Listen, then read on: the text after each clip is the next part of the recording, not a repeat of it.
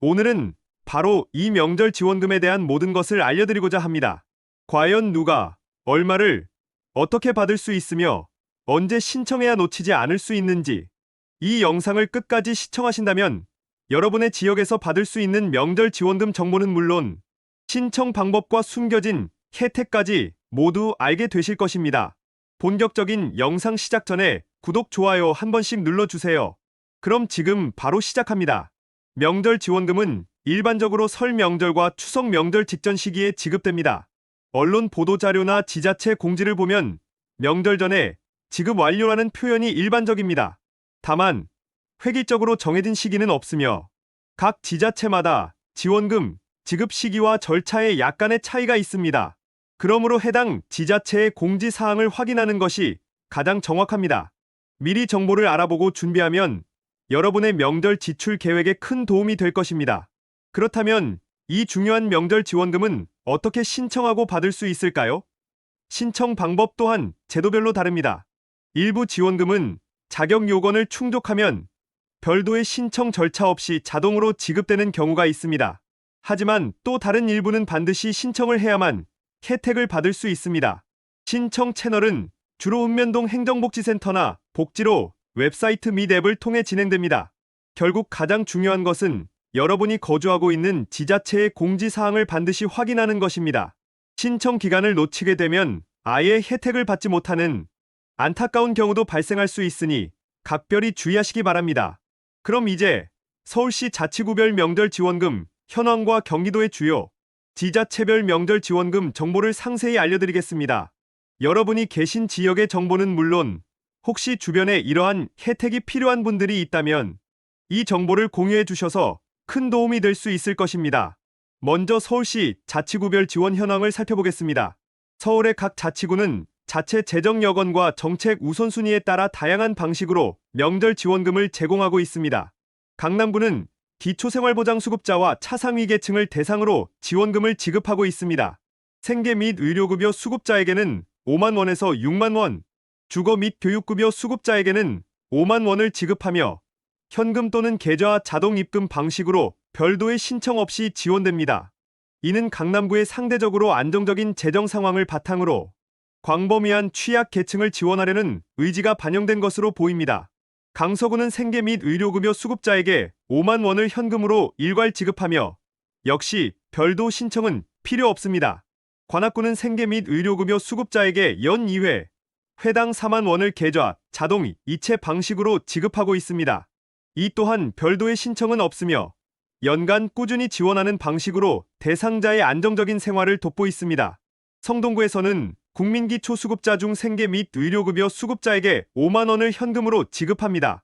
양천구는 차상위 계층과 서울형 기초생활보장 가구에 4만 원을 현금 또는 온누리 상품권으로 지급하고 별도 신청은 필요 없습니다.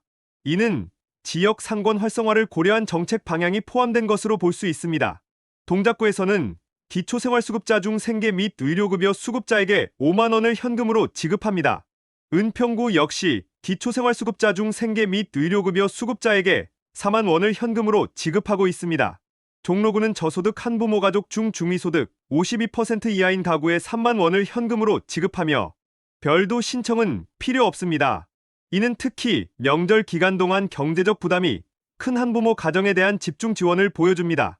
마지막으로 중구는 한부모 가정, 기초주거급여 수급자, 차상위 계층에게 5만 원을 현금으로 지급하고 이 역시 별도의 신청 절차는 없습니다. 이처럼 서울의 각 자치구는 자구의 특성에 맞게 특정 취약 계층에게 명절 지원금을 전달함으로써 따뜻한 공동체를 만들어 나가고 있습니다.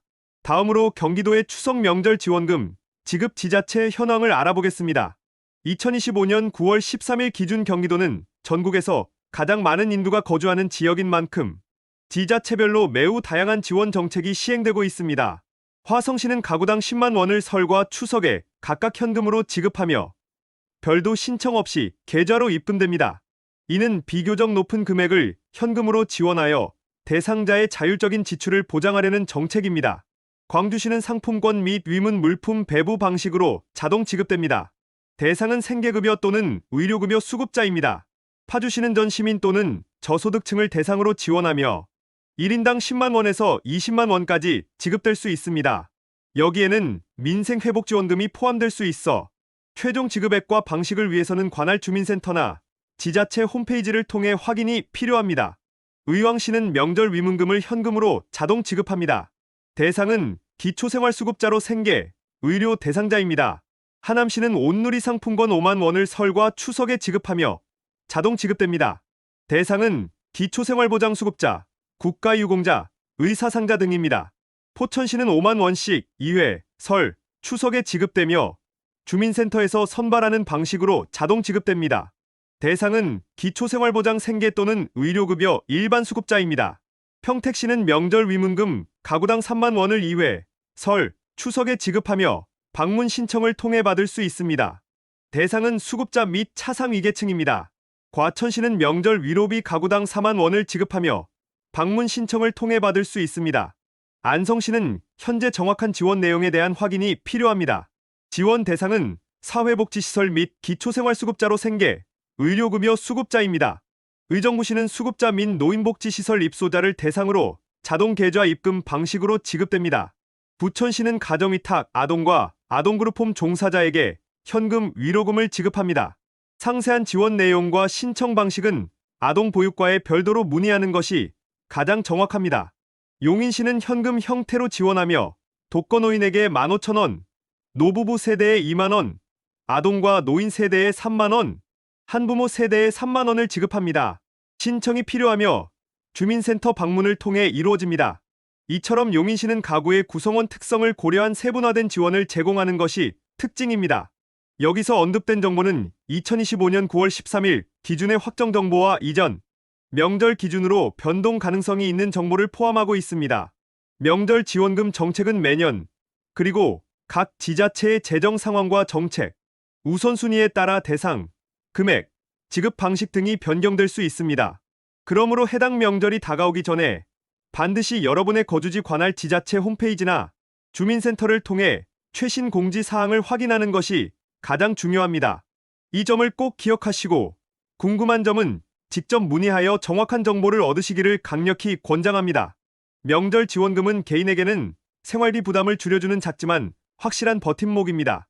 이는 특히 명절 기간 동안 집중되는 지출로 인해 겪는 가계의 어려움을 덜어주는 매우 실질적인 도움이 됩니다. 하지만 이러한 지원금은 단순한 개인 지원을 넘어 사회 전체적으로는 지역 경제 활성화라는 매우 중요한 효과를 가져옵니다. 지원금이 지역사랑 상품권이나 온누리 상품권 형태로 지급될 때 이는 반드시 지역 내 상점에서 사용될 수밖에 없는 구조를 만듭니다. 이렇게 되면 평소 매출이 줄어 어려움을 겪던 전통시장의 매출이 늘고 우리 주변의 작은 골목 상점들의 활기가 돌게 됩니다. 소비자들은 지역 특산물이나 필요한 생활용품을 구매하고 음식점에서 외식을 하면서 지역 경제에 직접적으로 기여하게 되는 것입니다. 이러한 소비는 지역 내 소상공인의 소득 증대로 이어지고 이는 다시 소비로 연결되면서 단기적으로 내수 경기가 살아나는 긍정적인 선순환 사이클을 만듭니다. 결국 명절 지원금은 소외계층을 돕는 복지 정책임과 동시에 침체된 지역 경제에 활력을 불어넣는 강력한 경제 활성화를 위한 정책적인 측면의 파급력을 가진다고 할 수 있습니다. 다만 이러한 지원금 정책에도 일부 개선되어야 할 점들이 존재합니다. 앞서 언급했듯이 지원금의 사용처와 유효기간이 너무 제한적일 경우 쓸 데가 없다는 불만이 생기고 실제 수혜자들이 느끼는 체감 효과가 줄어드는 안타까운 경우가 발생하기도 합니다. 예를 들어 특정 상품권이 본인이 자주 이용하는 상점에서는 사용되지 않거나 급하게 필요 없는 물품을 구매해야 하는 상황이 발생할 수 있습니다. 또한 명절 직전에 받아서 짧은 기간 내에 모두 사용해야 하는 압박감 때문에 오히려 불필요한 소비로 이어지거나 사용 기간을 놓쳐 지원금을 낭비하는 일도 벌어집니다. 따라서 이러한 문제를 해결하고 소비자 편의와 지역, 경제 진작이라는 두 마리 토끼를 동시에 잡을 수 있는 더욱 유연하고 효과적인 정책 설계가 필요합니다. 예를 들어 사용처를 동네 마트나 편의점 등 주민들의 일상 소비와 밀접한 곳으로 확장하거나 온라인 플랫폼에서의 결제를 일부 허용하는 방안도 고려해 볼 수 있습니다. 또한 지원금의 사용 기간을 명절 직후까지로 여유 있게 늘려 급한 소비가 아닌 계획적인 소비를 유도하는 방안도 유효할 것입니다. 이처럼 현장의 목소리를 경청하고 수혜자들의 실질적인 요구를 반영한 정책, 변화가 앞으로 더 많이 논의되고 발전할 수 있기를 기대합니다. 오늘 이 영상을 통해 명절 지원금이 무엇인지, 누가 어떤 혜택을 받을 수 있으며 어떻게 신청하고 활용해야 하는지에 대한 포괄적인 정보를 전달해 드렸습니다. 명절 지원금은 명절 지출로 인한 개인의 경제적 부담을 덜어주는 작지만 확실한 도움이 되며, 사회적으로는 지역 경제 활성화에 기여하는 상당한 파급력을 가진 정책 수단입니다. 여러분은 이 영상을 통해 명절 지원금에 대한 중요한 정보를 얻으셨습니다.